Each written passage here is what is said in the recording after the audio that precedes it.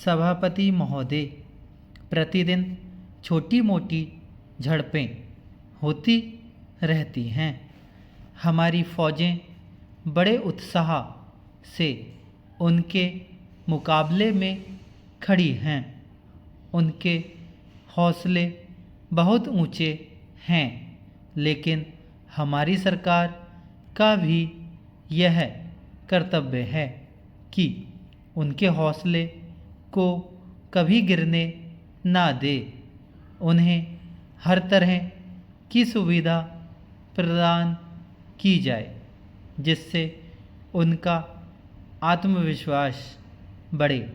मैं मंत्री महोदय से अनुरोध करूंगा कि सरकार अपनी नीतियों के प्रचार का काम ठीक प्रकार से अपनी फ़ौजों से करे। उनको अच्छे अच्छे हथियार दे।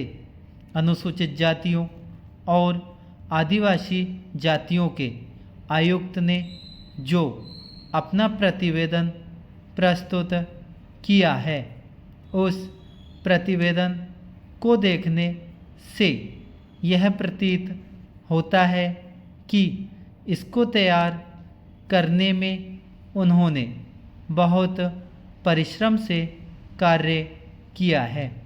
इसके लिए मैं उनको और उनके सहयोगियों को धन्यवाद देता हूँ, परंतु साथ ही साथ इस प्रतिवेदन के संबंध में कुछ आवश्यक निवेदन भी करना चाहता हूँ।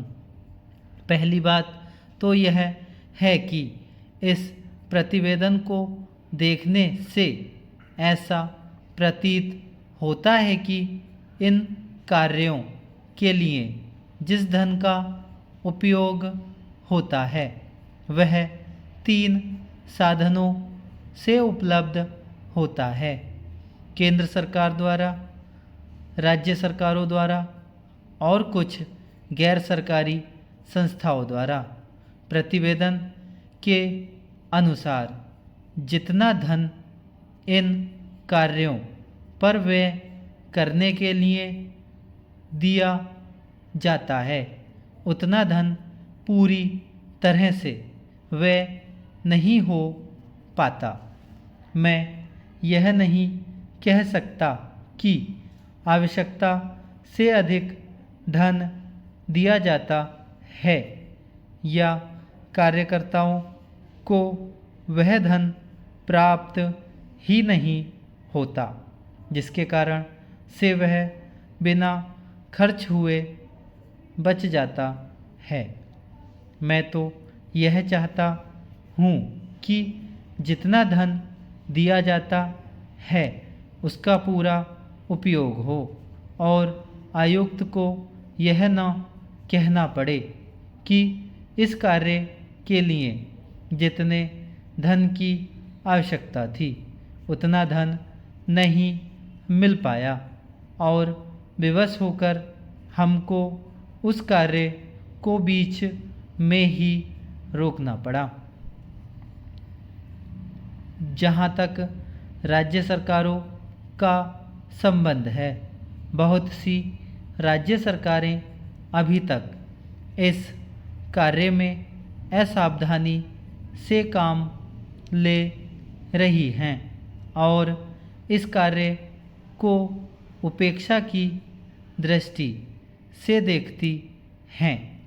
आयुक्त ने इस बात की शिकायत की है कि बहुत सी राज्य सरकारों ने अनेक पत्र भेजने के बाद भी अपनी अभी तक रिपोर्ट नहीं भेजी है।